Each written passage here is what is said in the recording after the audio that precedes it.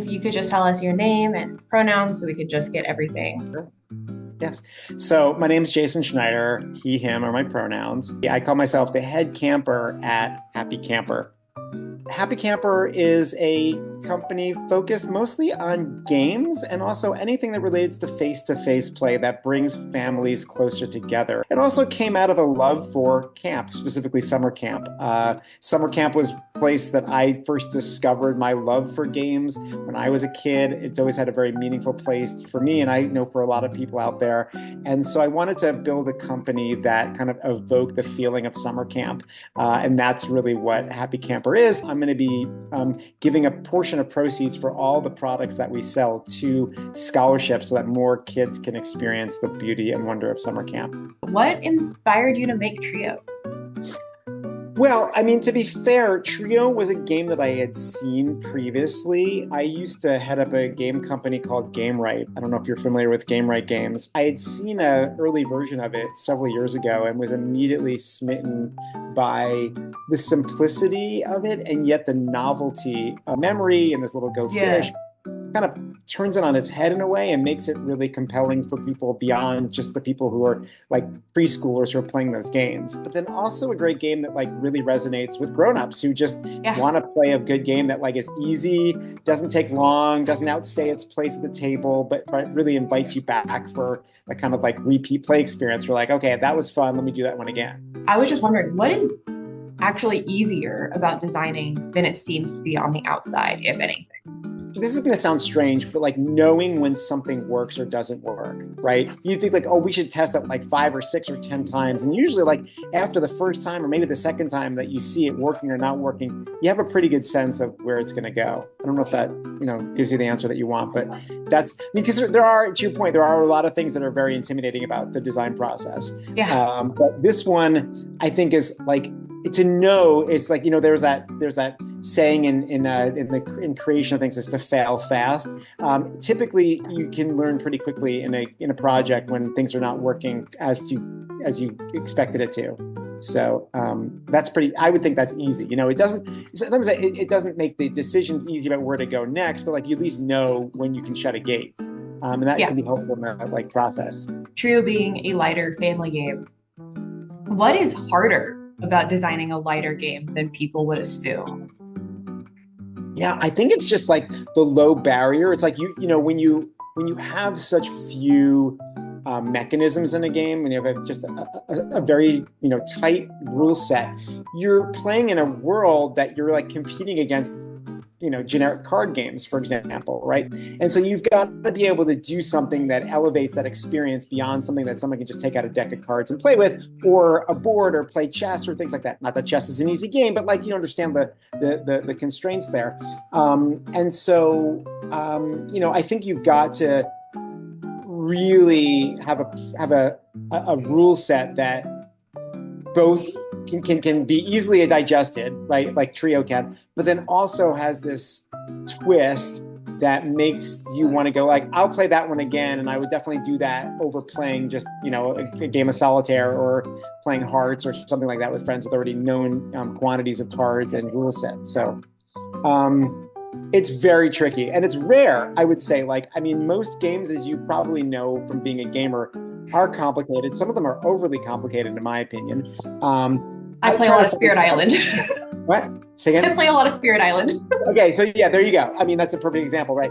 I am. It's going to be a weird thing for me to say in this form here, but I'm not a hardcore gamer when it comes to like I don't particularly enjoy games like Spirit Island for the point that we just talked about. Like I don't relish those moments of just like diving deep into a rule set and correcting and even just taking beyond 15, 20 minutes to learn a game. And so for me, part of my DNA, and this is the way it's always been for me, even when I was developing games for Gamewright, was to like think like a child in a way. And I know children can handle complicated things, but think like, I mean, almost say think like a parent, which would probably be a better way of saying it, like a parent who doesn't have the time and energy to kind of like dive deeply into a game to teach their child. And so it's both of those like elements at play. Is like think like the child who has this like wonder of the world, and think like the parent has to explain the wonder to the child and be able to boil that down into a tight time set and rule set. Those are great challenges that I relish because I think when you can come out with a product that hits on those and like that still appeals to both kids and adults, but doesn't feel like it's talking down to the kids or boring the adults. That's the magic formula. Yeah. Yeah. So at what point did you feel like the game was complete? And what led you to that realization? When I would continually get that was amazing. I got to try this again, or damn, I could have done that so much differently. I want to try this again. If I can just see that same repeat, the repetition of like we're gonna play this game again, awesome. Then I am all on board with where it is and kind of ready to rock it. Yeah, and that's exactly what happened when we played it. Yeah, We played the first game. We're like, okay, so we're doing that again. yeah. So I even like, remember that with like early prototypes of like a more child-focused game like Sleeping Queens when I was working for Game Right. Like I remember bringing at the time a prototype of a deck of cards that the family had mocked up, and I could not take that deck of cards back home with me because the family just wanted to play it over and over again. I'm like, yeah, okay, there was little tweaks here and there, but like I knew that game was mostly done because it hit even in its raw form on the nerve that I wanted it for a light family game. yeah. I gotta say, Forbidden Island is like, that's such a staple. I've been playing that since it came out. Thank Like, you. that Wow. is one of like the games I grew up with. Yeah, I'm super proud of that one because actually that was a really challenging game in a sense of like I wanted to make a family friendly game that did not again like take away from the magic that Matt Leacock had put into some of his other game. Well, Yeah, at the time it was just Pandemic. That was the only real big game that he had at the time. He had a couple other games in the hopper, but Pandemic had come out a year or two before that, and so to think that there'd be a second game in this sort of world that he built with cooperation and yeah, teamwork, but also approachability was a big part of it. It was like, how do you get this to be approached by as wide of an audience as possible? yeah. I recommend that one and Desert and Jungle. That's my favorite thing. Is we have like all three of them next to each other, and you should try Forbidden Island. And then if you like that, you're Someday ready for the next Spirit step up. Island when you Here's like, Desert. yeah. If you try that and you're ready for the next step up, here's Jungle. Was there something about the game that you loved but eventually had to cut out? Well, I mean, I'll say this: the game was originally for 2 to 6 players. The final version of it became from 3 to 6 players because at the end of the day, the 2-player game, while playable, and I can like tell you the cheat code for how to do a 2-player version of Trio, it just wasn't compelling. We didn't want to like take it and make people think that there was a game that was really going to be fun for 2. There's a lot of games out there, as you probably know, that say like 2 to X players, and sometimes you have to like go read the 2-player alternate rules to make it playable because it's a much better 3, 4, Yeah, 5 more player game. So yeah. yeah, Yeah, trying to play two-player Mysterio. Fun. exactly, yeah, exact, great point, yeah. When it came to designing, what comes easiest to you? I would say that, I mean, the easiest thing for me sometimes is like coming up with a theme or um, a setting for the particular game. I like to work from inside out, meaning like, have the game speak first and kind of like tell me, like almost reading tarot cards, like, what does this game mean? What is the, like, what's the substance of this game? And I just love kind of like diving in and digging out, like where's this game going to find its soul? Where's it going to like resonate with a customer, with the player? It's trickier with a game like Trio, which at the end of the day is really a numbers game with a really fun and vibrant package and concept to it, but it's not so tied into it. So those are the decisions that are like, but I really diving into. Yeah, one thing that we were all talking about like the entire time we were playing is like the colors. Yes, It's just and like that's really what what makes it printer fun. is this? Yes. And when it comes to designing, what is your biggest challenge? The biggest challenge to me is finding a graphic design for a package that's going to hit on the shelf. Dating back to early days with me being developing at Game Right, you want a great game, full stop. But you've got a huge barrier of entry in this world that we live in, where you're in a game shop and you're just like seeing hundreds, thousands of games, and you want yours to stand off the shelf. It's great when you get the word of mouth, and Trio's been gaining that word of mouth, and people are walking in and being like, I got to get that game. I don't know what it is. But then there's all those browsers out there who just like, spending their days at a shop looking through, and you want to make a compelling package. So I've always spent a lot of time thinking, and and felt the challenge of how do you make a compelling package. Sometimes it's like putting things in a tin, which is what we did for Forbidden Island, Yeah. which some people hate, but at the same time, it did actually help people pay attention to it. Is it some other kind of element? Is it great graphics? Is it punchy, title, things like that? Amazing. Yeah. There's just so much to think about that I think a lot of people just take for granted and don't actually realize requires so much effort and thought. Yeah, I mean the thing is that there are people out there who are incredibly talented at just designing games and the mechanisms and making the rule set really hum. And then there are other people out there that are really great at doing packaging, right? I think it's rare to have someone who can pull that both of those together into something that works on both sides. So, I mean, again, I hear people talking about Trio all the time. I spend a lot of my time outside of work on board game YouTube. So Oh, awesome. I hear about it a lot from there, and I'm often hearing people calling it like a gamers go fish. And Yeah. so, do you have any plans, ideas, or even just a general interest in like gamerifying other simpler games? Yeah, I mean it's funny you mention that. I There are a couple other games that I can't really mention, but I will pull one out that I'm actually releasing soon, and it's not. I don't want to say I'm necessarily gamers, but I don't know if you know the classic game Shut the Box. Yeah. It's an old-fashioned push your luck game with this platform and two dice, and you roll them and you're trying to close these levers.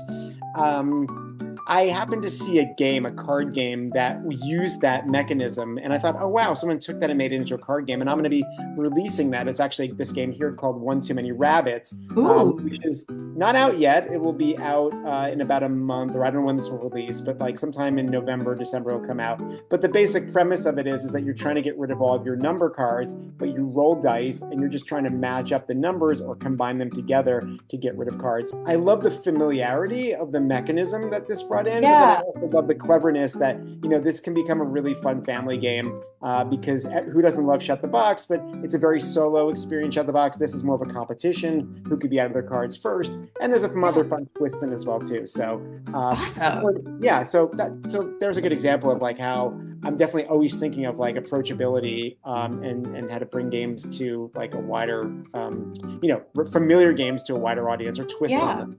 Yeah. I love that so much. One of the biggest things when I'm trying to convince my friends to try a new game or when I'm explaining a game, I make a lot of comparisons to other games because it really helps them build a foundation. I mean, and it's funny.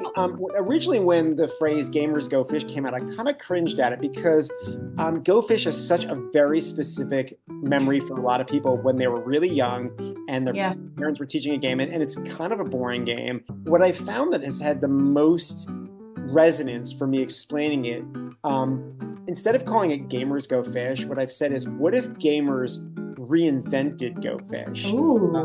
I don't want to like take away the place that Go Fish has, and it's definitely has Yeah. the similarity of it, but that sort of sense of elevating it really brings people like the sense of wonder. My family plays a lot of Love Letter, Yeah. and whenever we play the guards and trying to guess the card that someone has, whenever it's incorrect, we just say go fish. That's hilarious. Finally, and for totally not because I have any interest in the matter personally, but Yeah. do you have any advice for anyone wanting to design a game of their own? Really take risks. Try things that you think this just can't work. Uh, and often it may not, but you gotta at least go down that road and don't be afraid just because there's a part of you that said this is not going to work that you just abandon it. Like at least try it. And the other thing is I always say is like be patient and kind with yourself in the process. It's brutal at times. You can often feel like you're just running into nothing but dead ends. Everybody goes through that process. Every designer does. There's no one. I can't think of a single designer who like has consistently just thought of an idea and then it's ended up on the shelf in the perfect way they started. There's been so many like iterations and changes and movements from one position to another that you have to forgive those moments of like, oh, why did I waste like 3 days or a month doing that? It's an incredible honor to be able to like bring new things into the world. and to just be great, like to show grace and like, just check your ego when it comes to the whole experience of being criticized. Is that like you're doing good stuff, you're creating great things. It's not always going to get the best reviews, but just know that like by you being the kind of person that designs games and brings new things to the world, you are bringing happiness to the world, you're bringing joy to people, you're bringing people together. Those things are just worth just taking a step back and going like, wow, I did that. So often we just get caught in the weeds of like the mechanism and the, trying to analyze this and how do we, to streamline this to make it better. But like, what are you doing? Like you're a creative person doing a creative endeavor and bringing joy. Like that in of itself is an incredible thing. So that journey is what I would say to really focus on. Don't be afraid to like reach out to a publisher or a designer and just like get their critique, because at the end of the day, few people are knocking on your door, right? You're just going to have to just get the courage inside in it, and for some, it takes more than others, depending on who you are in your makeup. You could be a shy person, not ready to like go out there and throw yourself out and like expose this design you have and let it be shredded. But like at the end of the day, like you're never going to get to the place you want to if you just kind of like keep these to yourself and don't take those risks that help move the needle towards the direction you want it to. Amazing. Thank you so How much. about that? Thrilled to be a part of it. So thank you.